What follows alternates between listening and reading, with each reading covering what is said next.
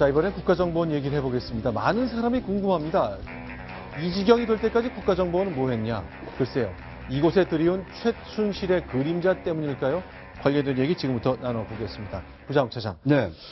이게 가능한 일인지 모르겠습니다. 지금 하나의 최순실과 가까운 곳으로 보이는 국장 한 사람이 이 모든 눈을 가렸다. 이게 가능한 일인지 모르겠네요.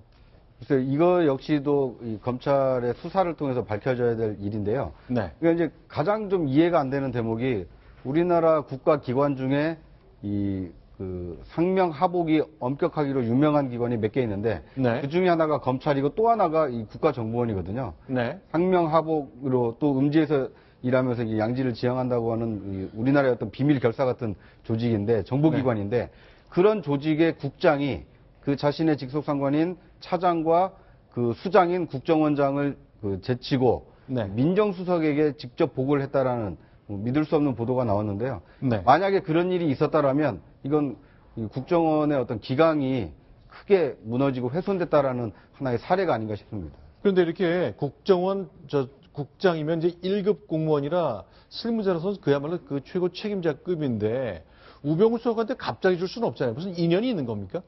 그렇죠. 네. 그리고 이제 그 어떤 내용을 줬는지도 중요한데 지금까지 보도에 따르면 네. 이 최순실 씨와 관련된 정보를 취합해서 보고했다는 겁니다. 네. 그러니까 국가정보원이 자체적으로 최순실 씨 정보를 확인하고 그것을 통해서 대통령에게 어떤 그 보고 채널이 가동이 됐더라면 이 기관 간의 어떤 그 상호 견제가 가능했을 텐데 그것이 어떤 그 또 다른 비선 라인 그러니까 이 직속 상관이 아닌 그 청와대 민정수석에게 간접적으로 보고를 함으로써 정보가 차단이 된 거 아니냐 이런 의구심을 낳고 있는 겁니다. 자, 또 하나 있습니다. 그러니까 국정원장이 뭐 남재준, 이병기, 이병호 이제 3명의 국정원장이 그동안 일을 했는데 후보자가 나올 때마다 저희가 좀 소개해드리겠는데요. 나올 때마다 뭔가 서류를 들이댔군요. 물갈이 명단, 이른바 살생부입니까?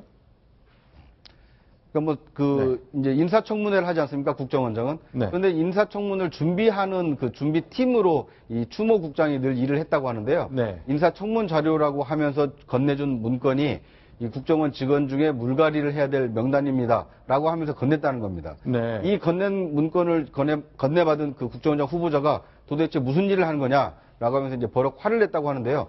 화를 낸 후보자는 정상적인 거고 그 새로운 수장이 되려고 하는 사람에게 이 조직의 어떤 그 물갈이 명단을 갖다 주는 추모국장의 행위는 이 조직을 좀 배반하는 행위가 아닌가 하는 생각이 좀 듭니다. 글쎄요, 올 10월 달 정보위원회가 열렸던 국회에서는요, 국가정보원 출신의 야당 의원이 있습니다. 김병기 의원인데요. 자, 더불어민주당 의원이 국가정보원 내부에 뭔가 문제가 있는 인물이 있다는 걸 지적을 합니다. 바로 이 지금 저희가 소개해드린 추모 국장을 가리키는 것으로 보입니다. 소개하겠습니다. 국내 담당 C국장이 무슨 통령, 부원장 등으로 불리며 직속 상관인 원장과 이 차장에게는 보고하지 않고 현 민정수석 우병우에게 직보를 하는 등의 행위로 비난을 받는데 사실 여부를 감찰 조사에서 보고해달라고 주문을 했습니다. 원장은 그렇지 않다고 생각하지만 알아보겠다. 자, 저 말이 나온 게 한 달 전입니다. 박성원 부국장께 좀 여쭤보고 싶은데요. 이게 가능한 겁니까? 그렇다면 최순실 씨 관련된 정보가 취합이 됐으면 국정원장이 알 수 없었다는 얘기인가요? 지금 이제 말하자면 또 원장에게 직보 정말 보고해야 될 라인으로 네. 보고를 하지 않고 네. 우병우 수석에게 국정원 정보를 갖다가 배달하고 있었다. 이러한 그 야당의 주장이 사실이라면 네. 이것은 그러니까 우병우라고 하는 아주 막강한 그 정권의 실세 그 존재, 그 민정수석을 뒷배경으로 해서 조직기강이 완전히 무너진 거죠.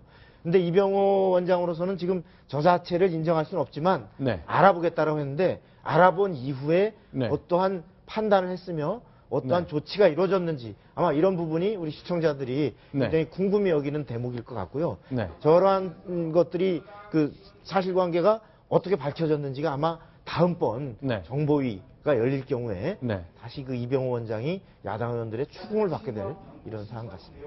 네. 예, 부국장님 말씀에 기본적으로 동의를 하는데 그럼에도 불구하고 그 국정원의 국장이 사실은 청와대 수석이나 비서관들하고 보고 체계를 갖고서 보고도 하기도 해요. 아, 그러니까 이게 예. 영 엉뚱한 건 엉뚱한 아니에요. 건 아니죠. 근데 보고를 할 때 네. 우병우 수석한테도 보고할 수 있고 정무수석한테도 보고할 수 있는데 네. 그 보고했다는 것이 국정원 2차장이나 국정원장들한테 이제 보고를 같이 하게 되는 것이죠. 그러니까 정상적인 경로라면, 그러니까 정무와 관련해서 그 국정원 쪽에 의견을 묻거나 정보를 그 확인할 수는 있는 거거든요. 이게 문제의 핵심은 뭐냐면 네. 국정원 조직의 일부가 사유화됐다. 완전히 사설기관처럼 움직였다라는 것이 문제거든요. 그러니까 왜 이런 현상이 벌어지냐면 네.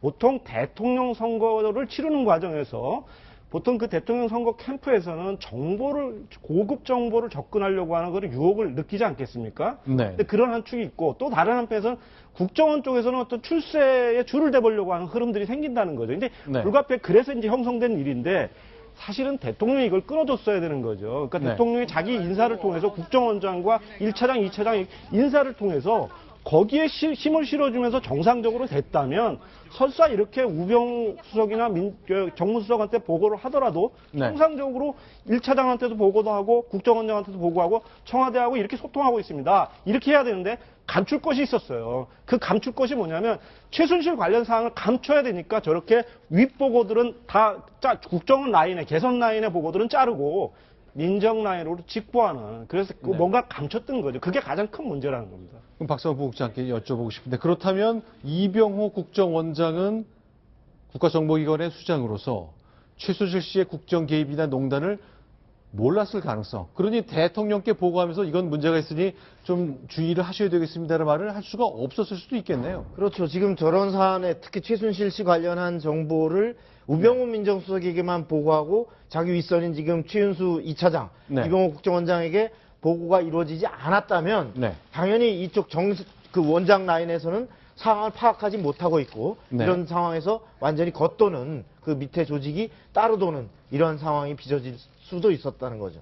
근데 그 한 반증 중에 하나가 어제 채널A 종합뉴스가 단독 취재한 거 보니까 이 사람을요, 이도영 차장. 네. 이 사람을 이 윗자리를 원래 이제 최윤수 2차장 오기 전에 이제 공석이 됐을 때 이렇게 내부 승진을 시키려고 대통령이 뜻을 갖고 있었다는 취재가 된 거죠. 그렇습니다. 그 채널A 보도에 따르면요. 최윤수 2차장이 임명되기 전에 올 초에 네. 박근혜 대통령이 그 자리에 최윤수 2차장 자리에 이 논란이 되고 있는 추국장을 승진시켜서 내부 승진을 시켜서 2차장으로 임명할 계획을 갖고 있었고 실행에 옮기려고 했는데 당시 청와대 고위 관계자가 이것만큼은 안 된다. 대통령에게 말을 해서 추국장이 만약에 승진해서 그 자리에 가게 되면 내가 그만두겠다라는 강경한 태도를 보이면서 이를 막았다라는 게 보도의 핵심 내용입니다. 자, 이게 어떻게 된 일인지, 만약 이게 이제 사실이라면 이제 국가정보원, 정보위원회가 국회에서 열리면 답을 내놔야 될 것 같은데 정말 이런 일이 있었다는 것 자체가 뭐 구멍이 뻥뻥 뚫린 게 지금까지 박근혜 정부의 업무였는데 이런 일을 다시 한번 눈으로 확인하게 될지 모르겠습니다. 자, 관련된 최순실 씨 가정 얘기를 조금 더 하나 알아보겠습니다. 이도영 차장. 네. 그동안 최순실 씨의 언니 최순득 씨에 관한 얘기도 계속 나왔지만 그 운전기사가 이제 인터뷰에 응했다면서요? 예, 그렇습니다. 2009년에 3개월 정도 최순득 씨의 개인 운전기사로 일했던 분을 인터뷰를 한 내용입니다. 여러 가지 이야기를 했는데요. 최순득 씨 가족 그리고 장시호 씨도 문제가 있다 이런 언급도 했었고요. 또 하나는 최순득 씨가 얼마나 박근혜 대통령과 가까웠는지를 입증하는 그런 이야기를 했었는데요. 김장김치를 최 씨가 담궜고 자신이 박근혜 대통령의 삼성동 사저로 김치를 배달을 갔다. 그래서 그 사저에 있던 경비원에게 최 씨가 보낸 거다라고 해서 전달을 했다. 이런 이야기를 털어놓았습니다. 그러니까 대통령과 최순득 씨가 연결되는 걸 직접 경험한 거의 몇 안 되는 사람 중에 하나일 것 그렇습니다. 같습니다. 현장에서 봤고 김치 뭐 별거 아닌 것 같습니다만 사실 김치를 주고받을 수 있는 관계다. 굉장히 가까운 사이다라고 추정할 수 있는 그런 대목이죠. 물론 저 말이 사실이라면요. 자, 다음에 또 준비된 게 있습니다. 소개해드리겠습니다. 예, 그리고 그 최 씨 일가에 대한 개인적인 그런 어떤 그 경험담 이런 것들을 털어놨는데요. 네. 욕을 무지하게 많이 들어먹었다. 모멸감을 느꼈다. 이런 이야기를 털어놨고요. 특히나 장시호 씨 같은 경우, 그러니까 최순득 씨의 딸이죠. 장시호 씨는 내가 아가씨로 불렀는데 마치 내가 조선시대 하인 같았다. 당시에 이분이 딸이 대학 수학시험 능력 평가, 대학 수능을 앞두고 있었기 때문에 네네. 내가 차마 관두질 못했다. 생계가 그만큼 어려웠다. 그래서 수능 친 다음 날 바로 그 집에서 나왔다. 이렇게 설명할 정도로 당시에 모멸감을 많이 느꼈다는 이야기를 하소연 같이 했습니다. 알겠습니다. 자, 일단 최순실 씨 과정 얘기는 특히 국가정보원까지 뚫렸다면 그야말로 할 말 다 한 겁니다. 과연 그것이 얼만큼 검찰 수사로 확인될지 그것도 좀 기다려 보겠습니다.